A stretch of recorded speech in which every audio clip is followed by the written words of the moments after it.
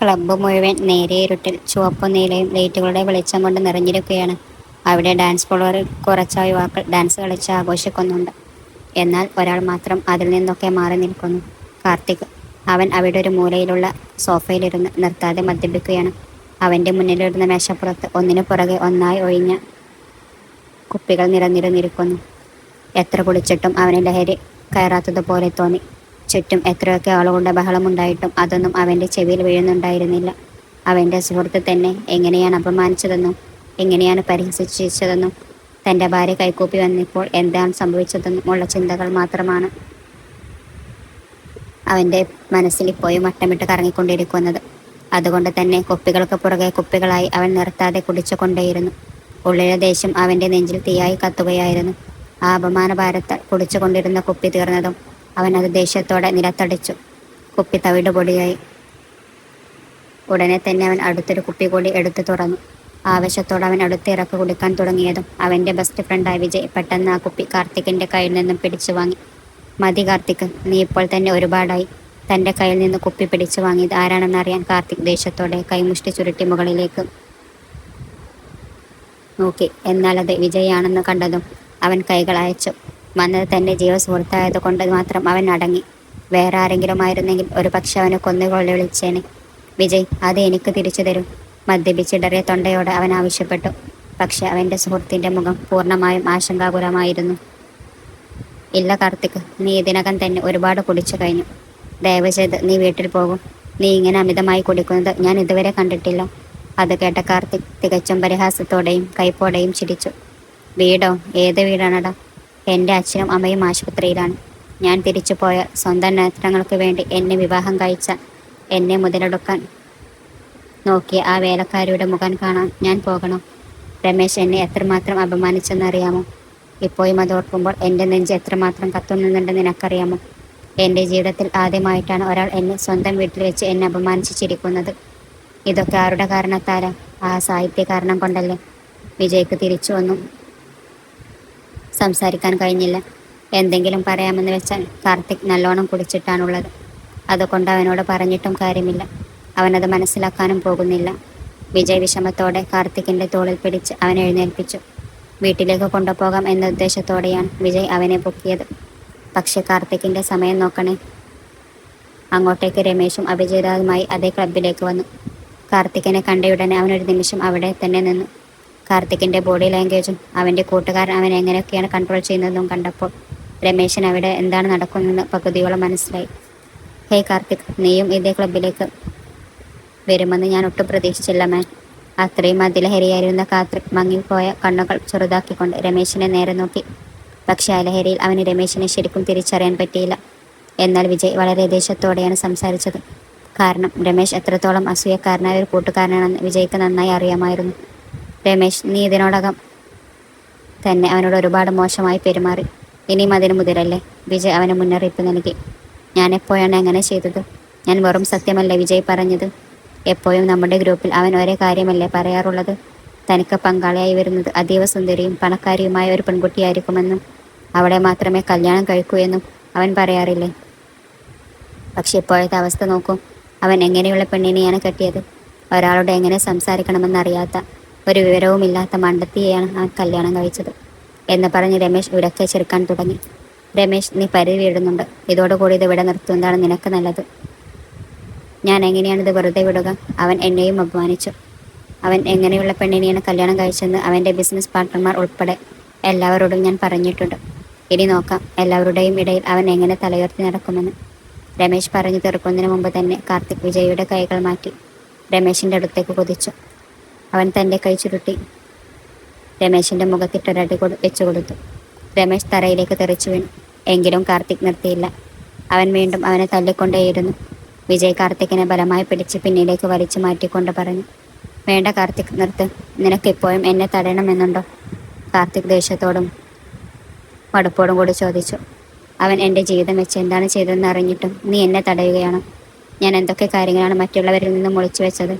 ഒരു വശത്ത് ഞാൻ എൻ്റെ പ്രയാസങ്ങൾ സഹിച്ചുകൊണ്ട് എൻ്റെ കല്യാണം കഴിഞ്ഞ കാര്യം വളരെ ഒളിച്ചു വെക്കാൻ നോക്കുമ്പോൾ അവൻ എന്താണ് ചെയ്തതെന്ന് അറിഞ്ഞിട്ടും നീ എന്നെ ഇപ്പോഴും തടയുകയാണോ? നീ ഇനിയും കൂടുതൽ പ്രശ്നങ്ങളിൽ ചെന്ന് ചാടരുത് എന്ന് കരുതിയാണ് ഞാൻ നിന്നെ തടയുന്നത് കാർത്തിക്. ഞാൻ എന്ത് ചെയ്താലും അത് നിന്റെ നല്ലതിനു വേണ്ടിയാണ്. നീ ഇപ്പോൾ തന്നെ ഒരുപാട് സങ്കടങ്ങളിലൂടെയാണ് കടന്നു പോകുന്നത്. ദയവ് ചെയ്ത് ഇനിയും മറ്റൊരു വഴക്കിലേക്ക് പോകരുത് എന്ന് വിജയ് പറഞ്ഞുകൊണ്ടിരിക്കുമ്പോൾ തന്നെ രമേശ് അവിടെ നിന്നും എഴുന്നേൽക്കാൻ ശ്രമിക്കുകയായിരുന്നു. മെല്ലെ അവൻ പറഞ്ഞു തുടങ്ങി. ചെറുപ്പത്തിൽ തന്നെ എൻ്റെ മാതാപിതാക്കൾ എന്നെ തനിച്ചാക്കി വിദേശത്തേക്ക് അയച്ചപ്പോൾ പോലും എനിക്ക് ഇത്രയും വിഷമം തോന്നിയിട്ടില്ല. അവരുടെ സ്വാർത്ഥതയ്ക്ക് വേണ്ടിയാണ് ഉപരിപഠനത്തിനെന്നും പറഞ്ഞ് എന്നെ ഒറ്റയ്ക്ക് അങ്ങോട്ട് അയച്ചത്. പക്ഷേ ആ ഒറ്റപ്പെടലിലും ഞാൻ സ്വയം ശക്തനാകാൻ ശ്രമിച്ചു. അവിടെ സന്തോഷത്തോടെ ജീവിക്കാൻ ഞാൻ പരമാവധി നോക്കി. സ്നേഹവും കരുതലും ഒക്കെ തരാൻ കൂടെ ആരുമില്ലാഞ്ഞിട്ടും എങ്ങനെ ജീവിക്കണമെന്ന് ഞാൻ പഠിച്ചു. എങ്കിലും നിനക്കറിയില്ലേ ഞാൻ ഒരു കാലത്ത് എത്രമാത്രം സന്തോഷവാനായിരുന്നു എന്ന്. എന്നാൽ ഇന്ത്യയിലേക്ക് തിരിച്ചെത്തിയ ഉടനെ എൻ്റെ അമ്മക്ക് അങ്ങനെ സംഭവിച്ചത് കണ്ട് എനിക്ക് താങ്ങാൻ കഴിഞ്ഞില്ല. അതിനുശേഷമാണ് അവർ സാഹിത്യയെ എൻ്റെ ജീവിതത്തിലേക്ക് ബലമായി തള്ളിവിട്ടത്. അതോടെ എൻ്റെ സന്തോഷമെല്ലാം തകർന്നു തരിപ്പണമായി. ആ മഹതി എപ്പോഴാണോ എൻ്റെ ജീവിതത്തിലേക്ക് കാലെടുത്ത് വെച്ചത് അന്ന് തൊട്ട് എൻ്റെ മനസ്സമാധാനം മുഴുവൻ പോയി. അങ്ങനെ പറഞ്ഞുകൊണ്ട് അവൻ അടുത്തുണ്ടായിരുന്ന മദ്യക്കുപ്പിയെടുത്ത് ഒരൊറ്റ വലിക്ക് കുടിച്ചു തീർത്തു. കാർത്തിക്, ഇതിൽ കൂടുതൽ നീ കുടിക്കരുത്. നീ ഇതിനു മുമ്പ് ഒരിക്കലും ഇത്രയധികം കുടിച്ചിട്ടില്ല. വിജയ് വീണ്ടും അവനെ തടയാൻ ശ്രമിച്ചു. പെട്ടെന്ന് കാർത്തിക് ദേഷ്യം നിറഞ്ഞ കണ്ണുകളോടെ വിജയ് നോക്കി പറഞ്ഞു, ഈ മദ്യം എന്നെ ഒന്നും ചെയ്യില്ലടാ. ആ സാഹിത്യം എൻ്റെ ജീവിതം നശിപ്പിച്ചതുമായി നോക്കുമ്പോൾ ഇതൊന്നും ഒന്നുമല്ല. അത്രയും പറഞ്ഞുകൊണ്ട് അവൻ ആ കുപ്പി ദൂരേക്ക് എറിഞ്ഞിട്ട് അവിടെ നിന്നും ഇറങ്ങി നടന്നു. കാർത്തിക്, നിൽക്കും, ഞാൻ നിന്നെ കൊണ്ടുപോയിടാം. സമയം ഇപ്പോൾ തന്നെ രാത്രി 12 മണി കഴിഞ്ഞു. വിജയ് പുറകിൽ നിന്ന് വിളിച്ചു പറഞ്ഞു. ഈ കാർത്തികൻ ആരുടെയും സഹായം ആവശ്യമില്ല എന്ന് വിളിച്ചു പറഞ്ഞ് അവൻ മുന്നോട്ട് പോയി. വിജയ് നിസ്സഹായനായി തലയാട്ടിക്കൊണ്ട് ഒരു നെടുവീർപ്പിട്ടു. വീടിൻ്റെ മുൻവാതിൽ വലിയ ശബ്ദത്തോടെ തുറക്കപ്പെട്ടത് കേട്ട് സാഹിത്യ പുറത്തേക്ക് നോക്കി. അവിടെ കാർത്തികിനെ കണ്ടതും പേടിയോടെ അവൾ എഴുന്നേറ്റ്. കുപ്പയും അവൻ്റെ ഷർട്ട് പാടെ വലിഞ്ഞു കയറി മുകളിലെ ബട്ടണുകൾ തെറിച്ചു പോയിരുന്നു. അങ്ങനെ തുറന്നു കിടന്ന കുപ്പായത്തിനിടയിലൂടെ അവൻ്റെ നെഞ്ച് കാണാമായിരുന്നു. അവൻ വീട്ടിനകത്തേക്ക് കയറി വന്നപ്പോൾ തന്നെ അവിടെയാകെ മദ്യത്തിൻ്റെ രൂക്ഷഗന്ധം പടർന്നു. ഇതെന്താ, നിന്റെ തന്തയുടെ വീടാണെന്ന് കരുതിയോ? 2 വാതിലും പൂട്ടി കിടന്നുറങ്ങാം. ഞാൻ വരുമ്പോൾ തുറന്നു വെക്കണം എന്ന് നിനക്കറിയില്ലേടി? അവൻ അകത്തേക്ക് കയറിക്കൊണ്ട് അലറി. കയ്യിലിരുന്ന മദ്യക്കുപ്പി അവൻ തറയിലേക്ക് എറിഞ്ഞു പൊട്ടിച്ചു. അവൾ വല്ലാതെ ഭയന്നുപോയി. സാരിത്തുമ്പ് മുറുക്കി പിടിച്ച് അവൾ നിന്ന് വിറച്ചുപോയി. അവൻ ദേഷ്യത്തോടെ അവളുടെ നേർക്ക് നടന്നു വന്നു. ഇപ്പോൾ തന്നെ അർദ്ധരാത്രി കഴിഞ്ഞു. ഞാൻ വാതിലടച്ചത് എൻ്റെ സുരക്ഷയ്ക്ക് വേണ്ടിയാണ്. ഞാൻ ഇവിടെ ഒറ്റക്കല്ലേ? എനിക്ക് പേടിയായിട്ടാണ്, അവൾ പതർച്ചയോടെ പറഞ്ഞു. അത് കേട്ടവൻ കണ്ണുകൾ ചെറുതാക്കിക്കൊണ്ട് അവളെ കാൽനഖം മുതൽ നലമുടി വരെ ഒന്ന് നോക്കി. അവളുടെ അകത്തുകയിൽ ഒരു വിറയിൽ പാഞ്ഞുപോയി. അവൾ നേരത്തെ സ്കൈ ബ്ലൂ നിറമുള്ള ലൈറ്റ് വെയ്റ്റ് സാരിയായിരുന്നു ഉടുത്തിരുന്നത്. നീണ്ട കറുത്ത മുടി മുഴുവനായൊരു ബാൻഡിട്ട് കെട്ടിവെച്ചിരുന്നു. ആ മുടിയിഴകൾ അവളുടെ അരക്കെട്ട് വരെ നീണ്ടു കിടക്കുന്നത് കാണാൻ നല്ല ഭംഗിയുണ്ടായിരുന്നു. നീ ഇവിടെ ഒറ്റക്കാണല്ലേ? അവൻ തൻ്റെ മധ്യലഹരിയുള്ള ശബ്ദത്തിൽ അതരങ്ങൾ കടിച്ചു പിടിച്ചുകൊണ്ട് ചോദിച്ചു. അവൾ മറുപടിയൊന്നും പറഞ്ഞില്ല, തല പോലും മാട്ടിയില്ല. അവൻ്റെ നോട്ടത്തിൽ എന്തോ മാറ്റം തോന്നിയപ്പോൾ അവൾക്ക് വല്ലാതെ വിയർക്കാൻ തുടങ്ങി. അവൾ പുരികങ്ങൾ ചുളിച്ച് ആശങ്കയോടെ നോക്കി. അവൻ അവളുടെ അടുത്തേക്ക് ആഞ്ഞു ചെന്നപ്പോൾ അവൾ എന്തു ചെയ്യണമെന്നറിയാതെ പകച്ചു നിന്നു. ഒടുവിൽ അവർക്കിടയിൽ വെറും ഏതാനും ഇഞ്ചുകളുടെ മാത്രം അകലം ബാക്കി നിർത്തിക്കൊണ്ട് അവൻ അവളുടെ മേലേക്ക് ചിരിഞ്ഞു. നമുക്ക് നാളെ രാവിലെ സംസാരിക്കാം. ദയവായി നിങ്ങൾ നിങ്ങളുടെ റൂമിലേക്ക് പോകും. അവൾ പരിഭ്രമത്തോടെയാണ് അത് പറഞ്ഞത്. അവളുടെ ഹൃദയത്തിൽ വല്ലാത്തൊരു ഭയവും അസ്വസ്ഥതയും ഉടലെടുക്കാൻ തുടങ്ങിയിരുന്നു. അവൾ ഒരടി പുറകോട്ട് വെക്കാൻ ആഞ്ഞതാണ്. പക്ഷെ പെട്ടെന്ന് അവൻ അവളുടെ കൈകളിൽ പിടുത്തമിട്ടു. അവൻ്റെ ആദ്യത്തെ സ്പർശനം അവളുടെ ശരീരത്തെയാകെ മരവിപ്പിച്ചു കളഞ്ഞു. ശ്വാസം പോലെ നിലച്ചു പോകുന്നത് പോലെ അവൾക്ക് തോന്നി. അവൾക്കത് വിശ്വസിക്കാൻ തന്നെ കഴിഞ്ഞില്ല. ശരി, നമുക്കെൻ്റെ റൂമിലേക്ക് പോകാം, വാ എന്ന് പറഞ്ഞുകൊണ്ട് അവൻ അവളുടെ കയ്യിൽ പിടിച്ച് ബലമായി വലിച്ചു. എന്തിനാണ്? വിറക്കുന്ന ശബ്ദത്തോടെ കരച്ചിലിൻ്റെ വക്കീലെത്തി അവൾ പരിഭ്രാന്തിയോടെ ചോദിച്ചു. പക്ഷേ അവൾക്ക് മറുപടിയൊന്നും നൽകിയില്ല. അവളുടെ ചോദ്യം പൂർത്തിയാക്കാൻ പോലും അവൻ അനുവദിച്ചില്ല. അവൻ അവളുടെ കൈകളിൽ ബലമായി പിടിച്ച് തൻ്റെ ബെഡ്റൂമിലേക്ക് വലിച്ചയച്ചു കൊണ്ടുപോയി. മുറിയിൽ എത്തിയ ഉടൻ തന്നെ അവൻ കാലുകൾ കൊണ്ട് ചവിട്ടി ബെഡ്റൂമിൻ്റെ വാതിൽ അടച്ച് ലോക്ക് ചെയ്തു. അവൾ ഭയം കൊണ്ട് വിറച്ചു കൊണ്ടിരിക്കുകയായിരുന്നു. എന്നിട്ടും അവൻ അവളുടെ കയ്യിലിരുന്ന് പിടുത്തം വിട്ടിരുന്നില്ല. അവൾ ഇത്രയധികം വിറക്കാൻ കാരണം ഇത്രയും നാളത്തെ പരിചയത്തിനിടയിൽ അവൻ്റെ ഇങ്ങനൊരു ഭാവം ഒരിക്കലും കണ്ടിട്ടില്ലായിരുന്നു. സ്വപ്നത്തിൽ പോലും വിചാരിച്ചതെന്തുമില്ല. അവൻ്റെ കണ്ണുകൾ ഇരുണ്ടുപോയിരുന്നു. അപകടകരമായ ഒരു മോഹത്തോടെയാണ് അവ തിളങ്ങിയത്. കല്യാണം കഴിഞ്ഞിട്ട് ഇത്രയും നാളായെങ്കിലും അവൻ ഒരിക്കൽ പോലും അവളോട് തെറ്റായ രീതിയിൽ പെരുമാറിയിട്ടില്ല. ആ കണ്ണുകൾ അങ്ങനെ നോക്കിയിട്ടുമില്ല. ഒരു ഭർത്താവെന്ന നിലയിലുള്ള യാതൊരുവിധ ആനുകൂല്യവും അവൻ ഇതുവരെ മുതലെടുത്തിട്ടുമില്ലായിരുന്നു. പക്ഷേ ഇപ്പോൾ അവനിൽ കാണുന്ന ഈ പുതിയതും ഭയാനകരമായ പെരുമാറ്റം അവളെ പൂർണ്ണമായും തളർത്തി. എന്താ ഇത്? എന്നെ വിടും. നിങ്ങൾ പൂർണ്ണമായും മദ്യലഹരിയിലാണ്. ദയവായി ഇവിടെ കിടന്നുറങ്ങാൻ നോക്ക്. ഞാൻ താഴെ ലിവിംഗ് റൂമിൽ പോയി കിടന്നോളാം. അവൾ തൻ്റെ കൈ അവൻ്റെ പിടിയിൽ നിന്ന് മാറ്റാൻ പരമാവധി ശ്രമിച്ചു. എന്നാൽ അവൻ തലയാട്ടിക്കൊണ്ട് അവളെ പോകാൻ സമ്മതിക്കാതെ തടഞ്ഞു. എന്താ, നിന്റെ ഭർത്താവിനെ ഇങ്ങനെ തനിച്ചാക്കി പോവുകയാണെന്നോ? ഒരു ഉത്തരവാദിത്തമുള്ള ഭാര്യയായി നീ ഇപ്പോൾ എന്നെ നോക്കേണ്ടതല്ലേ? എൻ്റെ ആവശ്യങ്ങൾ നടത്തി തരുന്നത് നിന്റെ കടമയല്ലേ? നിനക്കുള്ള അവകാശമല്ലേ? ഇങ്ങോട്ട് വാ, വന്ന് എൻ്റെ ആഗ്രഹം സാധിക്കും. ആ ഒരൊറ്റ വാക്ക് കേട്ടതും അവളുടെ ജീവൻ തന്നെ പോകുന്ന പോലെ തോന്നി. അവൾക്ക് കാര്യം പൂർണ്ണമായി മനസ്സിലായി. അവൻ ഇപ്പോൾ ഒട്ടും ബോധത്തിലല്ല സംസാരിക്കുന്നത്. അവളുടെ കണ്ണുകൾ നിറയാൻ തുടങ്ങി. ഹൃദയമിടിപ്പ് പാഞ്ഞു കയറി. ഇല്ല ഇല്ല കാർത്തിക് സാർ, ഇത് നിങ്ങളല്ല. നിങ്ങൾ ഒരിക്കലും ഇങ്ങനെ ഒരു മനുഷ്യനല്ല. കുടിച്ച ലഹരിയിലാണ് നിങ്ങൾ എന്നോട് ഇപ്പോൾ ഇങ്ങനെ പെരുമാറുന്നത്. ദയവായി കിടന്നുറങ്ങോ. അങ്ങനെയുള്ള ചിന്തകളൊന്നും മനസ്സിലേക്ക് വരുത്തരുത്. നമുക്ക് നാളെ സംസാരിക്കാം. എന്നെ വിടോ, എനിക്ക് പോകണം. കരച്ചിലടക്കിക്കൊണ്ട് തൻ്റെ കൈ ബലമായി പിന്നിലേക്ക് വലിച്ചെടുത്തു. പേടിയോടെ വാതിലിനടുത്തേക്ക് നീങ്ങി. പെട്ടെന്ന് രക്ഷപ്പെടാനായി ലോക്ക് തുറക്കാൻ ശ്രമിച്ചപ്പോഴേക്കും അവൻ പിന്നിൽ നിന്ന് 2 ചുവടുകൾ മുന്നോട്ട് വെച്ച് അവളുടെ തോളിൽ ബലമായി പിടുത്തമിട്ടു. കൺചിമ്മുന്ന വേഗത്തിൽ അവൻ അവളെ വാതിൽ ഫ്രെയിമിലേക്ക് ചേർത്ത് നിർത്തി ശക്തിയായി ഇടിച്ചു. അവളുടെ പുറം പതിരിൽ അമർന്നുപോയി. അവളുടെ മുഖത്തേക്ക് നോക്കുന്നതിന് മുമ്പ് തന്നെ അവൻ വല്ലാത്തൊരു വന്യതയോടെ അവളുടെ ചുണ്ടുകളെ തൻ്റെ ചുണ്ടുകൾ അമർത്തി ചുംബിച്ചു. അവളാകെ ഞെട്ടിത്തെറിച്ചു പോയി. എന്നാൽ പെട്ടെന്ന് തന്നെ ബോധം വീണ്ടെടുത്ത് അവൻ ചെയ്യുന്നതിനെതിരെ ആഞ്ഞു പ്രതികരിക്കാൻ ശ്രമിച്ചു. ഇത് അവൾക്കൊട്ടും സഹിക്കാൻ കഴിയുന്നതുമായിരുന്നില്ല. അവൻ ഇങ്ങനെ ചെയ്യുമെന്ന് അവൾ സ്വപ്നത്തിൽ പോലും വിചാരിച്ചതല്ല. ഇത് അവളുടെ ഉള്ളിലെ ദേഷ്യം ഇരട്ടിച്ചു. അവൻ്റെ ആ ചുംബനം തടയാൻ അവൾ അവനെ തള്ളി മാറ്റാൻ അനുവദം ശ്രമിച്ചു. പക്ഷെ അവൻ അവളെ വന്യമായി ചുംബിച്ചുകൊണ്ട് കൈകളിൽ കോരിയെടുത്ത് ബെഡിലേക്ക് കൊണ്ടുപോയി. 2 പേരും കൂടി ബെഡിലേക്ക് വീണു. ദയവ് ചെയ്ത് നിർത്തും, എന്നെ പോകാൻ അനുവദിക്കും. അവൾ സംസാരിക്കാൻ പരമാവധി ശ്രമിച്ചു.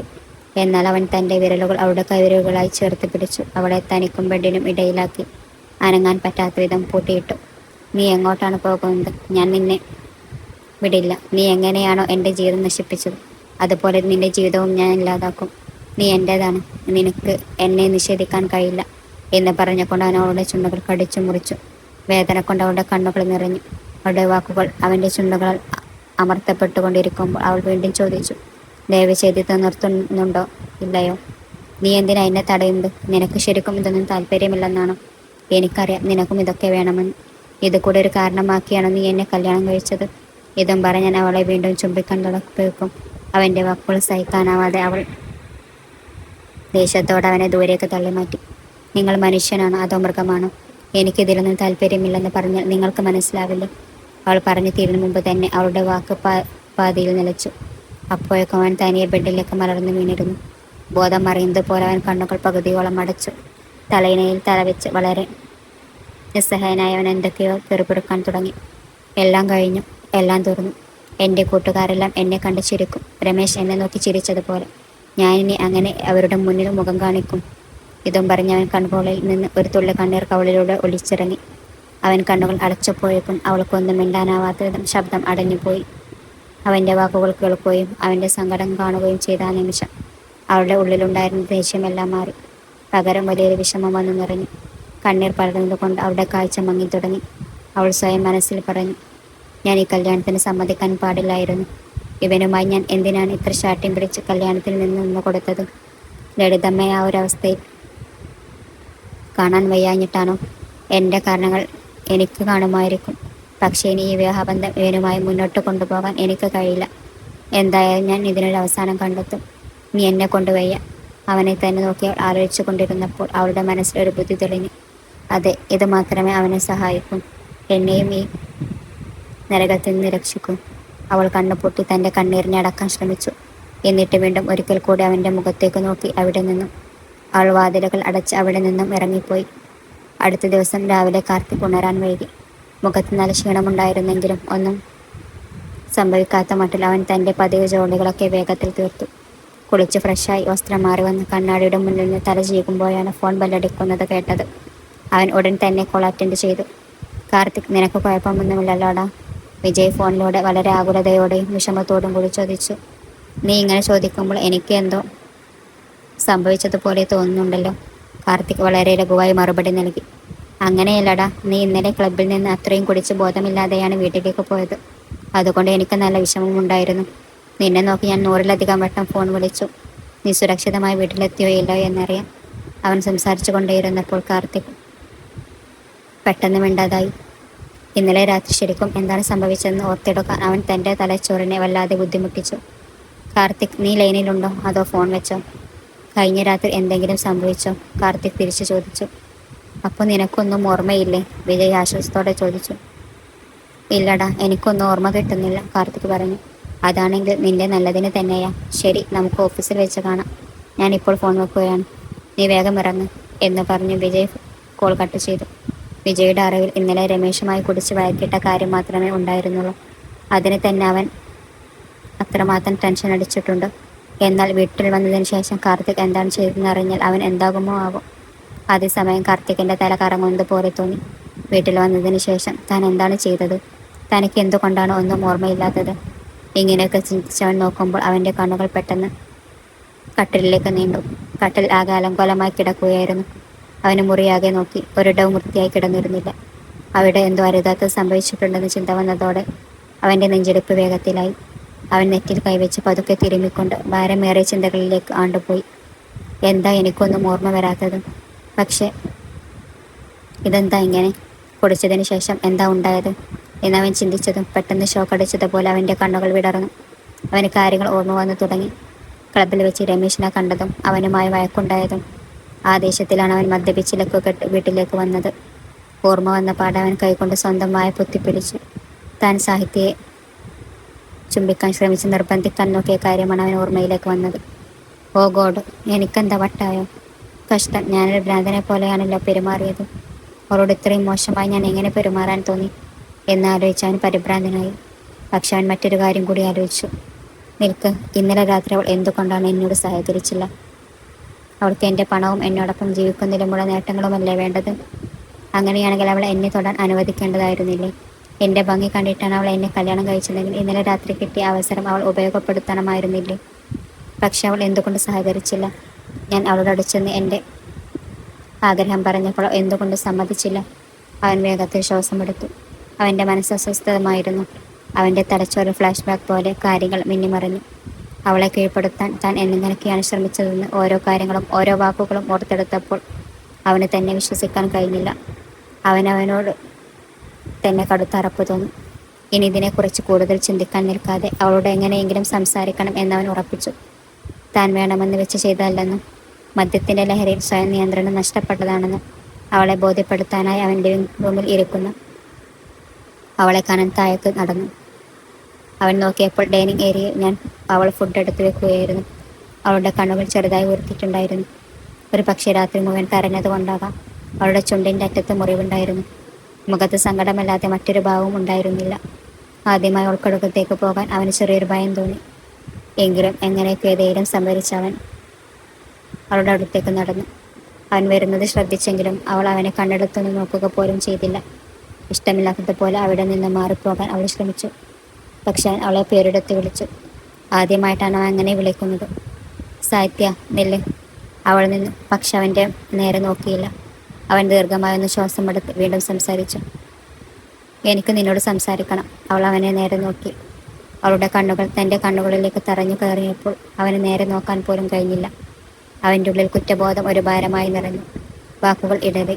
അവിടെ വീണ്ടും ഒരു നിശബ്ദത പടർന്നു. അപ്പോൾ അവൾ പറഞ്ഞു, ഞാനൊരു തീരുമാനമെടുത്തു. അവൾ പറഞ്ഞു തീർക്കുന്നതിന് മുമ്പ് അവൻ തടസ്സപ്പെടുത്തിക്കൊണ്ട് സംസാരിച്ചു. എവിടെ? അവൾ തന്നെ കുറ്റപ്പെടുത്തുന്നോ എന്ന ഭയത്തോടെ അവൻ പറഞ്ഞു. ഒരു തവണ ഞാൻ പറയുന്നത് കേൾക്കും. ഇന്നലെ രാത്രി നടന്നതെല്ലാം തെറ്റാണ്. നിന്റെ സമ്മതമില്ലാതെ ഞാൻ നിന്നെ നിർബന്ധിക്കാൻ പാടില്ലായിരുന്നു. നിന്നെ ചുംബിക്കാൻ പാടില്ലായിരുന്നു. അവൾ ദേഷ്യത്തോടെ അവൻ സംസാരിക്കൊണ്ട് തടഞ്ഞു. ആദ്യം ഞാൻ പറയുന്നത് കേൾക്കാൻ തയ്യാറാണോ അതോ ഇല്ലയോ എന്നവൾ ചോദിക്കാൻ തുടങ്ങിയതും പെട്ടെന്ന് പുറത്തുനിന്ന് വാതിലിനപ്പുറം ഒരു വിളി കേട്ടു. അവരൊട്ടും പ്രതീക്ഷിക്കാത്ത ഒന്നായിരുന്നത്. കാർത്തിക്, സാഹിത്യം, ഇതാ ഞങ്ങൾ വന്നു. പെട്ടെന്ന് അവളുടെ വാക്കുകൾ അവിടെ നിലച്ചു. വന്നത് അവൻ്റെ അച്ഛനും അമ്മയുമാണെന്ന് കണ്ടതും അവളുടെ കണ്ണുകൾ നിറഞ്ഞു വന്നു. ഓളിച്ചെന്ന് ലളിതാമ്മയെ കെട്ടിപ്പിടിച്ച് കരയാൻ തോന്നും വിധം അവൾക്ക് സങ്കടം വന്നു. അത് കണ്ട് കാർത്തിക് വല്ലാതെ ഭയന്നു പോയി. ഇങ്ങനെ പെട്ടെന്ന് വന്ന സ്ഥിതിക്ക് ഇതെല്ലാം അവർ അറിഞ്ഞു കാണുമോ എന്നവൻ പരിഭ്രമിച്ചു. സാഹിത്യ തൻ്റെ കണ്ണ് നിറഞ്ഞതുള്ളിലേക്ക് ഒതുക്കി നിർത്തി. കാർത്തിക്കും തൻ്റെ ഉള്ളിലെ ഭയം പുറത്തു കാണിക്കാതെ അമ്മയച്ച അവൻ മടിച്ചു അവരുടെ അടുത്തേക്ക് ചെന്നപ്പോൾ അവൻ്റെ അമ്മ അവനെ കെട്ടിപ്പിടിക്കാനായി കൈകൾ നീട്ടി. കാർത്തിക് ഒരു കൊച്ചുകുട്ടിയെപ്പോലെ ഓടിച്ചെന്ന് അമ്മയെ കെട്ടിപ്പിടിച്ചു. ഉള്ളിലെ വിഷമം കാരണം അവൻ അമ്മയുടെ തോളിലേക്ക് മുഖം പൊയ്ത്തി വിതുമ്പി. മകന്റെ സങ്കടത്തിന് പിന്നിലെ കാരണം അറിയാത്ത ലളിതമ്മ അവൻ തന്നെ ഒരുപാട് മിസ് ചെയ്തിട്ടുണ്ടാകും. അതുകൊണ്ടായിരിക്കും ഇത്രയധികം വിഷമിക്കുന്നത് എന്ന് കരുതി അവൻ്റെ പുറത്ത് പതുക്കെ തട്ടി ആശ്വസിപ്പിച്ചു. ഇറ്റ്സ് ഓക്കെ കാർത്തിക്, ദാ അമ്മ വന്നല്ലോ, ഇനി ഞാൻ നിങ്ങളുടെ കൂടെ തന്നെ ഉണ്ടാകും, ലളിതാമ്മ പറഞ്ഞു. അത് കേട്ടതും കാർത്തിക് അമ്മയുടെ കെട്ടിപ്പിടുത്തത്തിൽ നിന്ന് മാറി അവരെ നോക്കി. ലളിതാമ്മ പുഞ്ചിരിച്ചുകൊണ്ട് സാഹിത്യയുടെ നേർക്ക് തിരിഞ്ഞു. സാഹിത്യ അപ്പോഴേക്കും തൻ്റെ കണ്ണുകളിലെ വല്ലാത്ത സങ്കടവും നിരാശയും പുറത്തു കാണിക്കാതെ നിയന്ത്രിക്കാൻ പാടുപെടുകയായിരുന്നു. വികാരങ്ങൾ അടപ്പിടിക്കാൻ ശ്രമിച്ചതുകൊണ്ട് അവളുടെ ചുണ്ടുകൾ പരസ്പരം അമർന്നിട്ടുണ്ടായിരുന്നു. കണ്ണുനീരിൻ്റെ അരികിൽ നിൽക്കുന്ന ആ വലിയ വേദനയും വികാരവും ലളിതമ്മക്ക് മനസ്സിലായില്ല. സാഹിത്യ മോളൊന്ന് സുഖമായിരിക്കുമല്ലോ അല്ലേ, ലളിതമ്മ സംശയത്തോടെ ചോദിച്ചു. എന്തൊരു തെറ്റ് സംഭവിച്ചിട്ടുണ്ട് അവരുടെ മനസ്സപ്പോഴേക്കും അന്തം വിട്ട് അലച്ചിക്കുന്നുണ്ടായിരുന്നു. അതോടെ സാഹിത്യക്ക് തൻ്റെ കണ്ണിൽ അടക്കി നിർത്താൻ കഴിഞ്ഞില്ല. അവളുടെ കണ്ണുകളിൽ നിന്ന് കണ്ണീർ തുള്ളികൾ ഇറ്റുവീണു. സാഹിത്യ ചെറുപ്പം മുതൽ ലളിതമ്മയിൽ നിന്നും ഒന്നും ഒളിച്ചു വിട്ടിട്ടില്ലായിരുന്നു. അങ്ങനെയുള്ളവൾ ലളിതമ്മയെ പെട്ടെന്ന് കണ്ടപ്പോൾ ഉള്ളിൽ ഒതുക്കി വെച്ച വേദനയെല്ലാം അണപ്പൊട്ടിയൊഴുകി. അവളുടെ കണ്ണുനീര് കണ്ട് ലളിതമ്മ ഞെട്ടിപ്പോയി. അവരുടെ നെഞ്ചിടിപ്പ് വർദ്ധിച്ചു. എന്താ മോളെ പറ്റിയത് എന്ന് ചോദിച്ചുകൊണ്ട് സാഹിത്യയുടെ അടുത്തേക്ക് ചെന്ന് അവരുടെ മുഖം തൻ്റെ കൈകളിൽ കോരിയെടുത്തു. പക്ഷേ സാഹിത്യം ഒന്നും മിണ്ടാതെ കരഞ്ഞുകൊണ്ടേയിരുന്നു. രാഘവയ്യ കണ്ട് തരിച്ചു നിന്നുപോയി. അവൾ കരയുന്നത് അദ്ദേഹം ആദ്യമായിട്ടാണ് കാണുന്നത്.